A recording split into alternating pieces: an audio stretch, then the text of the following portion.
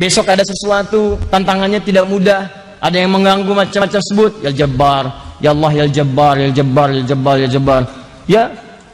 Atau sebut langsung namanya dengan kalimat yang dahsyat. Ada amalannya. Buka Quran surah ke-21 ayat 87 sampai 88. Jadi kalau Anda sedang ada dalam pekerjaan, diganggu, bahkan ada ancaman, bahkan mungkin ada yang menyakiti, ada yang macam-macam, amalkan amalan ini. Amalkan. Wa dhannuni idh dhahaba mughadiba. Awas. Fa dhanna an lan naqdira alayhi fanada fi dhulumati an la ilaha illa anta subhanaka inni kuntu minadh dhalimin. La ilaha illa anta subhanaka inni kuntu minadh dhalimin. La ilaha illa anta dzikrut tauhid, zikrullahil mubashir. Yang tadi saya sebutkan, nyebut langsung kepada Allah, sebut namanya. La ilaha illa anta. Bukankah syahadat kita asyhadu an la ilaha? Nah, kalau Allahnya kita ganti dengan kalimat langsung mubashir, langsung kita hadirkan anta, engkau ya Allah. La ilaha illa anta. Baik, lihat sini. Kalau dia kata ganti ke berapa? 3. Kalau kamu kata ganti ke berapa? 2. Sekarang lihat, kalau disebutkan nama menunjuk pada yang ketiga. Lihat sini, Asep, orang nggak ada di sini. Asep yang ketiga, dia ketiga. Tapi kalau orangnya di hadapan ke kita, kamu ada di hadapan kita. Dalam ilmu balaghah, kalau Anda ingin menjadikan yang jauh menjadi dekat, walaupun tak nampak dalam pandangan, jadikan kata ganti ketiga kepada yang kedua. Seakan-akan lebih dekat jaraknya dengan kita, walaupun tak nampak dalam pandangan. Maka Nabi Yunus merubah bentuk ketiga kepada bentuk yang kedua. La ilaha illa anta. Kalau beliau katakan la ilaha illallah, jaraknya seakan-akan masih jauh Allah. Tapi ketika didekatkan la ilaha illa anta, seakan-akan dekat dia dengan Allah subhanahu wa ta'ala, dan merasakan dirinya diawasi walaupun dia tidak melihatnya. Itu yang disebut dengan ihsan. Anta'budallaha ka'annaka tarahu fa illam takun tarahu fa innahu yarak. Rumus Quran, kalau sedang dalam kesulitan yang sangat dalam, dekatkan Allah dekat mungkin dengan kita.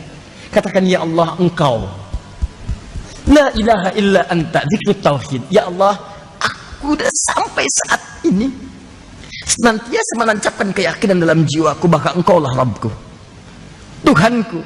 Aku tidak menyembah yang lain. Aku hanya memuliakanmu. Engkau yang merawatku, engkau yang mengampuniku, engkau yang memberikan segala kebutuhan kepadaku, engkau menghidupkanku atau engkau wafatkan aku saat ini ya Allah. Subhanaka inni kuntu minadh dhalimin.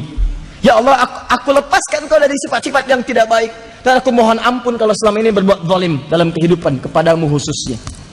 Ketika kalimat itu Anda bacakan, teman-teman sekalian, apa yang terjadi? Pakai fastajabna. Kami akan jawab dengan cepat setiap permohonan yang dibutuhkan. Saya mau tanya, Nabi Yunus saat itu masuk ke perut ikan apa? Paus. Kalau masuk ke perut ikan paus, gelap atau terang? Sudah pernah masuk? Tahu Pak? Sesak atau lapang? Sesak. Ayo bayangin aja. Terus sempit atau luas? Sempit. Nabi Yunus masuk ke perut ikan paus. Tapi begitu ditolong oleh Allah, redaksi Al-Qur'annya bukan mengatakan kami keluarkan dia dari perut ikan paus, bukan. Kalimat Qur'annya fanajjainahu minal ghammi. Ghammi. Apa itu ghammun? Ghammun bukan paus. Apa? Bukan paus. Ghammun itu asalnya awan gelap yang menutupi atau mendung yang menyelimuti. Kalau mendungnya itu bagus, menjaga dari sengatan matahari, disebut dengan ghamam. Ghamamun. Ya, Quran surah kedua Al-Baqarah ayat 57, paling kiri sebelah bawah. Wa dhallalna 'alaikumul ghamama wa anzalna 'alaikumul manna wassalwa. Wa dhallalna 'alaikumul ghamam. Kami jadikan awan-awan ini terlihat mendung padahal jadi payung yang melindungi. Ya, di dulu umat-umat Yahudi masa lalu gitu kan. Saking diinginkannya oleh Allah, kamu udah dekat dengan kula, jangan banyak maksiat, aku kirimkan banyak kenikmatan. Kalau jalan kemana-mana, panas terik dilindungi oleh awan, supaya enak, tenang. Kalau pengen makanan, gak usah nyari kemana-mana, dekat, tinggal ambil. masih maksiat juga, masih maksiat juga. Nah, ghamam. Tapi kalau awan gelapnya yang menutupi kita, seakan-akan bukan masalah melindungi dari sengatan, bukan, tapi membuat kita itu serasa gelap dalam kehidupan. Persis seperti antum ingin mendapati hujan yang sangat lebat dengan kilat yang menyambar-nyambar. Bukankah awalnya ada gelap dulu? Gelap. Nah, saya tanya pada antum, kalau sedang merasaan seperti itu, lihat keluar gelap seperti mau hujan, ada halilintar, perasaan hati antum gelisah tidak? Gelisah. Nah, gham itu bukan sekedar peristiwa alam, tapi juga menunjuk pada satu persoalan yang membuat keadaan kita gelap sehingga susah bergerak. Ada orang yang mengalami sebuah kejadian, punya persoalan, walaupun tidak masuk ke perut ikan paus, tapi seakan-akan berada di dalamnya. Dia tidak masuk ke perut ikan paus, teman, proyeknya diambil orang. Dia yang ikut tender, dia ikut segalanya, tiba-tiba proyek diambil orang. Begitu dia ambil, gelap rasanya. Mau melangkah susah, dada jadi sesak, pengen diinfus, datang ke rumah sakit. Udah nyiapin, mau lamar, siapkan kata-kata yang paling indah. Bahkan mau datang ke bapak mertua, kalimatnya dirangkai. Ilahilah sufirdausul ahla, walaku ala nari jahimi, fabli bitaubat wa fil dhunubi, fa innaka ghafirudz dzambil azimi. Duhai bapak mertua, aku bukanlah memang seorang ahli dari keluargamu yang seperti surga Firdaus ini, tapi aku nggak kuat kalau berpisah dengan putihmu seperti masuk ke dalam neraka jahanam. Aku yakin aku pun banyak kekurangan, maka aku yakin bapak-bapak yang bijak, tutupi semua kekurangan aku ini. Bikin status. Ditulis. Udah siap-siap dirangkai semuanya. Begitu nyampe ke sana, keduluan dilamar orang. Pulang jas jadi acak adut, ya, penampilan berubah, kusut, lemas, makan nggak mau, jalanan seperti gelap, padahal terang.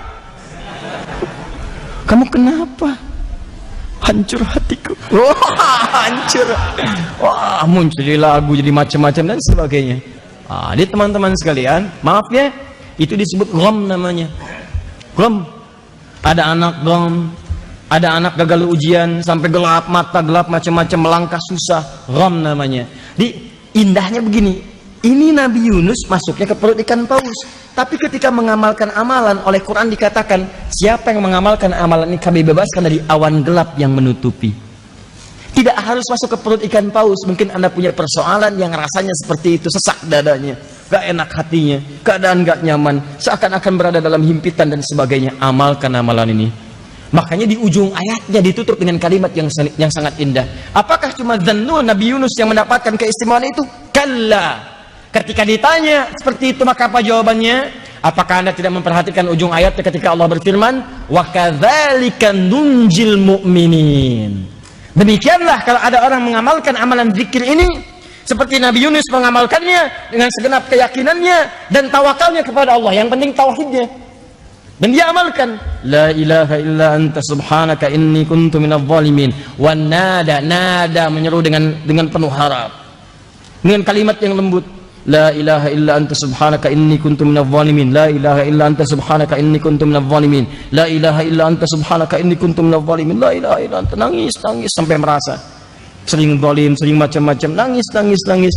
Semua ketika air matanya mengalir, maka dengan jatuhnya air mata itu rahmat Allah diturunkan kepada Anda. Selesai persoalan. Selesai. Nggak percaya silahkan coba bangun malam tahajud. Setelah itu istighfar, bacain zikirnya. La ilaha illa anta subhanaka inni kuntu minadh dhalimin. Tapi bukan sekedar dibaca hambar di lisan, bukan. Pahami maknanya. La ilaha illa anta, sebutkan. Ya Allah, Engkau ilah yang layak disembah. Aku lalai selama ini jarang nyembah Engkau ya Allah. Aku sering maksiat, aku sering macam-macam. Mulai saat ini aku berjanji subhanaka, aku akan tepikan segala yang tidak Engkau sukai ya Allah. Aku akan mendekat kepadamu. Inni kuntu minadh dhalimin, saya pernah berbuat zalim sebelum ini ya Allah. Saya mohon ampun, saya taubat ya Allah. Mungkin masalah ini Engkau buat untuk saya, bukan ingin menjadikan saya bermasalah, tapi supaya saya berubah lebih dekat denganmu. Begitu Anda katakan fastajabna, kami jawab cepat doanya. Itu yang saya maksudkan kalimat Quran ketika disebutkan ada bacaan yang bisa kita amalkan.